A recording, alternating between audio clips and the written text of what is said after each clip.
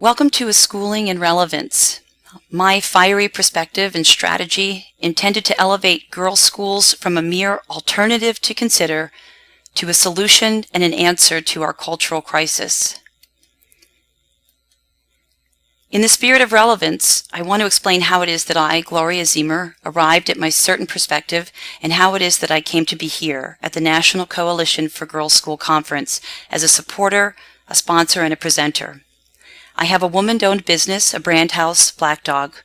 We create brands for socially conscious businesses all over the world. In managing business as usual at Black Dog over the past 5 years, it became clear that what was being done in the name of business and accepted as usual was, and still is, having a very unhealthy effect on girls. Culturally, we are creating our own challenges, and no one seems to be paying attention to the cumulative effects. It doesn't matter if we are conducting brand research for airports in Dubai, mad cow disease in Canada, or upstarts right here at home, or for the International Olympics around the world. We have stumbled upon research and evidence that indicates that the strategic decisions, the political decisions, budget decisions, media decisions are reckless decisions. We're forcing a cultural shift that is having a very real and negative impact on the well-being of girls. In 2008, we began to recognize that this radical cultural shift, which I liken to a downward spiral, was creating what we have since come to call at Black Dog the threats to girlhood. Not knowing what to do with the startling information that we were uncovering, we started organizing the banks of data for our own business purposes, using the shocking realities to elevate our clients' awareness as to their own impact on the world and advancing clients' social responsibility programming for relevance. As a side note, we also began to pick and choose our work with clients very carefully, lest we become part of the problem. We have refused brand projects that contribute to the cultural problems that we are measuring and hoping to eradicate. I have learned in this business that who we do business with is as important as how we do business. As a company, we began to appreciate that the research that we were uncovering did little good inside of our own organization. It needed to be made available for free to larger audiences. I'm fortunate enough to work with one of my daughters, Mary Jane. It was Mary Jane that first imagined and then created a solution in the form of Black Dog's own not-for-profit, Serious Play for Serious Girls. Mary Jane painstakingly catalogs the issues facing girls that we find when conducting brand project research for the sole purpose of making those facts available to not-for-profits, schools, grant writers, program directors, churches, government agencies, parents, anyone at all that will benefit from the organized information is welcome to it on the Serious Play website. In no time at all, we amassed overwhelming evidence that we are fast creating a culture that girls and hence women cannot possibly thrive in. The threats to girlhood are widely and routinely reported, and it seems little is changing in response to them. What is still astounding to me is that the solutions to the threats to girlhood, anecdotal or otherwise, are not identified. Obvious solutions to the threats to girlhood have never surfaced organically as we have been collecting, organizing, or distributing the research. So we went looking for them. What good are problems without solutions? It took us a dedicated year to completely appreciate that you, the keepers of the girls' schools, are a very real solution. We discovered on our own that you are much more than an alternative to consider. Girls' schools are a healthy answer to a significant social problem. Yet in research, news reports, and articles defining one or some of the threats to girlhood, never once were girls' schools recognized, identified, cited, or even culturally sanctioned as an immediate remedy for parents, girls, and communities. The fact that I didn't know the glory to the girls' schools story is where this narrative gets particularly interesting and perplexing for me. My youngest daughter, Gabby, was a sophomore enrolled in a stellar girls' school, while the Black Dog team was researching the merit of girls' schools. If anyone should have known the power, the existential benefits, the humanistic and the inherent value of a girls' school, one would think that a tuition-paying, school-supporting mother would. What I knew informally was that the school was a remarkably wonderful fit for Gabby. I knew that she and I fell in love with her girls' school of choice quite by accident.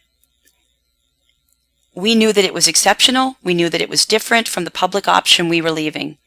But neither of us had any idea. We just thought we got lucky. What I knew formally about the school's positioning, purpose, and their brand was what the school voicemail message told me each time that I called, that it was a private Catholic secondary school for young women. I will tell you now, after 4 amazing high school years, countless opportunities, remarkable experience, and banks of research later, that this voicemail description is a ridiculous way to describe a game-changing, life-giving source of profound opportunity for a community of girls. This bit that has stuck in my mind is a dumbed-down, old-school operational perspective that reinforces the skeptic's view that you are out of date, out of touch, and not relevant for competitive women today. This kind of language offers nothing persuasive or inspired to the proactive or fearful parents looking for something, anything, to protect and nourish their daughter's confidence, her well-being, self-image, individuality, capabilities, peace of mind, her inherent talents, and her future. And by the way, I'm using this school as an example. This is my school. This is a school I love. I know that this is a true example. But this description is more the norm than not. Some of you get it very right and very real. Most of you do not. This descriptor is not an outlier. I'm certain of that because we went to your websites when we decided to compile our own report validating the power of girls' schools. It was made clear to us over and over that it is absolutely time for girls' schools to change the conversations, to move beyond an alternative, to take your due place as a healthy and a vibrant solution explicitly. Your relevance and your value should be much easier to interpret than it is. The world has changed, and so too should your very public role as a trusted advisor to parents, a guide to parents, daughters, women, and your community. You are a life-preserving incubator that equips young women to navigate a world that is going to great lengths to subdue and diminish their value. You might imagine that you are doing just that. I would tell you that only a small percentage of girls' schools are keeping it real. It's time to loosen the stiff formalities. It's time to use the persuasive powers of simplicity and real that the forces not working for good unleash on our girls every day. I've read your newsletters. I've seen the professional events that you promote. I think you do a much better job singing to your choirs, to your alumni, your fellow educators, your professional colleagues, and your supporters. It is time to broaden the story, open the floodgates, get it together, and bring it on for the greater good. I remind customers all the time that if they have a superior product, if they embrace sustainable practices, do business as a good citizen, pay living wages, that they have an ethical duty to let people know what it is they have to offer, lest customers settle for less simply because they didn't know the options available to them. Whether they are providing health care, manufacturing socks, or delivering telecom, I believe that's true. I hold myself to those same standards. Black Dog is committed to advantaging efforts that will contribute to the world that we all want to live in 10 or 20 or 30 years. It is my job to make sure that people know what I stand for, so that should they be in my space and my market in a need for my services, they know I am a healthy and viable option. I would tell you that the collective girls' school market has an ethical responsibility to address the threats to girlhood, the misinformed cultural skepticism that still surrounds girls' schools, and the real fear of parents more directly and convincingly. The cultural problems are one thing, and promoting the girls' school advantage is another, but both are our problem to address for the sake of all girls. It will take non-traditional out of the school and into the fire tactics to position your relevance beyond an alternative. It's going to take compelling and new approaches to grow a market that still overwhelmingly believes that a girl is disadvantaged at a girls' school. We were stunned to learn that more than 2/3 of 7th to 9th grade parents are still operating under the misguided assumption that girls' schools will do girls more harm than good culturally and socially. This fact alone verifies that whatever girls' schools are collectively communicating now or in the past to the world at large isn't connecting. It certainly isn't changing minds. You only have to read the reader's comments of any of the countless articles in the New York Times or any other publication to realize that the greater world at large does not know what you do, how you do it, or who you graduate, not unless they themselves have had a personal experience. More than 2/3 of 7th to 9th grade parents do not believe that single-sex education will prepare a young woman to compete in a co-ed, highly competitive professional world. And yet that same group of parents, 7th to 9th grade, of 7th to 9th grade daughters, describe themselves frequently as helpless. Helpless to combat the hypersexualized way of the world and our cultural fascination with all things shallow. They worry most that they are powerless to guard their daughters' confidence and well-being. 2/3 of 7th to 9th grade parents, your target market, the audience of girls that you and I know you are positioned to nurture and advantage, do not know that your schools will guard and unfold and catapult their daughters to succeed with confidence against the odds in a distorted world. Remember, I was on the inside and did not know. All of which suggests that it's time to move beyond the college preparatory category to champion your broader significance and cultural relevance in the minds of markets and society. It's time to stop competing on rankings and college acceptances. If 2/3 of the population believes that you are doing women a disservice, what is the honor at being best at it? Rankings won't change fixed minds. You need a compelling story, a case for girls that you own, that people know you are the go-to source to resolve that particular issue. Rankings won't open skeptical new markets. They won't generate passion. They won't launch a movement or create more possibilities for more girls. You need a bigger story. It's time to stop leading with your architecture and your ancient legacies. I'm not suggesting that you abandon your historic relevance. Your traditions speak to your commitment to girls' education. But we have to bear in mind that roving mansions and too much emphasis on the past reinforces the notion that you are more like an outdated private club than progressive institutions of change and potentiality. It's time to kick the relevance into high gear. So if not those techniques, then what? Sustainable markets and radical change are not the fruit of leadership programs, hype campaigns, $15 view books, refreshed logos, new and improved facilities, or add-ons. Iconic brands are purposes that grow sustained markets, create radical change, and generate committed interest, investors, supporters, and advocates. Iconic brands are the work of thoughtful activists that address the cultural tensions of their time. Iconic brands champion the social changes that they have the potential to tackle for the betterment of society.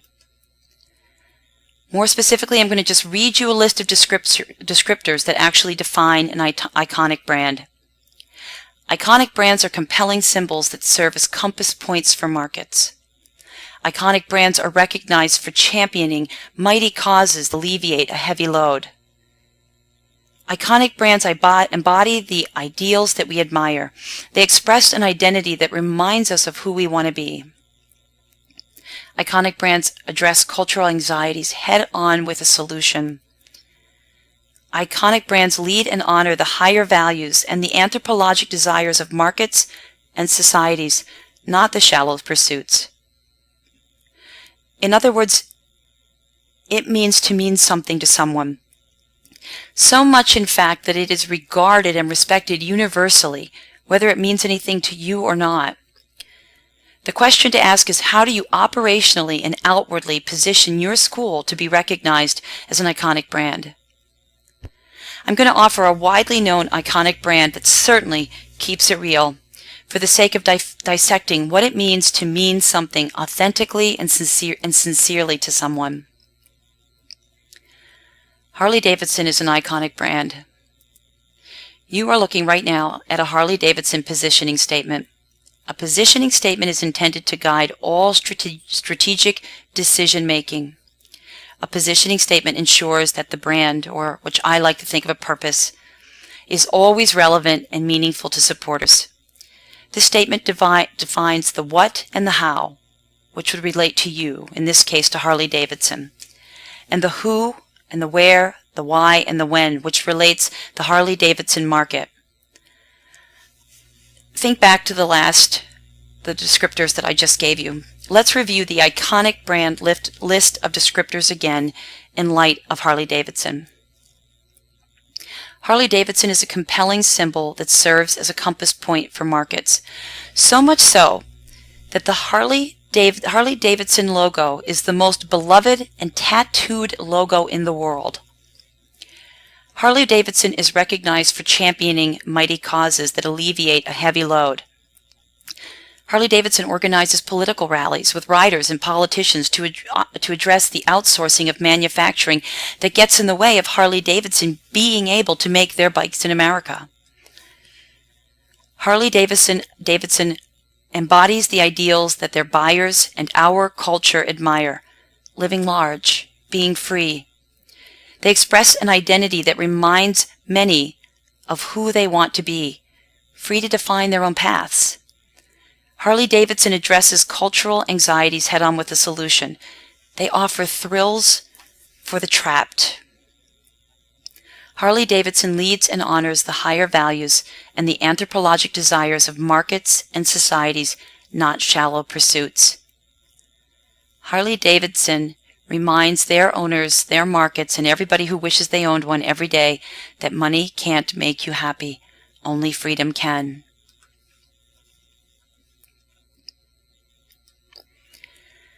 Identifying the specific distinctions that matter to you, to parents, to girls, to the cultural influence, and to the issues that you want to address will prepare you to forge an uncluttered and tightly defined purpose and position that you and you alone can champion and fulfill with excellence. If 1/3 of girls' schools championed a larger role and owned a more explicit purpose, we would hit a tipping point that grew your market, impacted the lives of women, and had a political and cultural voice that would influence change. The compelling and relevant purpose of your girls' school should be so powerful that it is recognized and meaningful as a source of some enlightenment. Once you harvest your broad purpose and relevance, you can't help but communicate a bold and iconic brand. I often use the Black Dog brand as an example. We would tell you that we do not brand bullshit. That is our internal positioning to assure ourselves and ensure ourselves that what we are doing, what we are adding value to, he who we are positioning to succeed, will actually create value and help create community. Playing it safe, stiff, or the same is the riskiest position to stay in. Doing what you've always done or what everyone else is doing is a path wrought with more challenges than advantages. I hear people say to me all the time, my community, my parents, my board, my alumni aren't ready for this. I would tell you this: the world is ready for this. If you are in a position, a decision-making position, it is your job to lead. It is your job to address the issues of your day in whatever way, shape, or form that you possibly can. Girls' schools have always tackled the existential and the holistic issues of women well beyond the category of education. I don't know if they ever knew how to describe their impact or their purposes, but they have an ethical duty to stand up now. Remember, I was a tuition-paying, school-supporting mother, and I didn't know. If anyone should have known the power the humanistic and the inherent value of a girls' school education, it should have been me. I was paying attention and I didn't know. The most compelling, iconic brands say it simply and make sure that it is heard and they keep it real. Karen Samuelson is always abrupt, but she is always explicitly clear. If you want to change minds, win hearts, and open new markets, if you want to generate substantial gifts of support to make your mission and your strategic ambitions a reality, you are going to have to dig deep and do the work up front. No one will make the connections that you didn't make for them. In closing, I want to remind you of something I said earlier. I have found that who I work with is as important as how I work. And who you work with is as important as how you conduct your business. Please consider carefully who it is that you work with when you build your girls' school brand. Please do not employ the services of the spin and hype machines that are actually part of the culture erosion and the social problems. The girl market isn't a niche that we serve at Black Dog. The wellness of women and girls is a passion that we respect, protect, and advance. You can find us at blackdogstrategy.com, and you may email us at connect@blackdogstrategy.com. That's connect@blackdogstrategy.com. Go forward and do well by doing good. Thanks so much for spending this time with me. I hope this has been useful.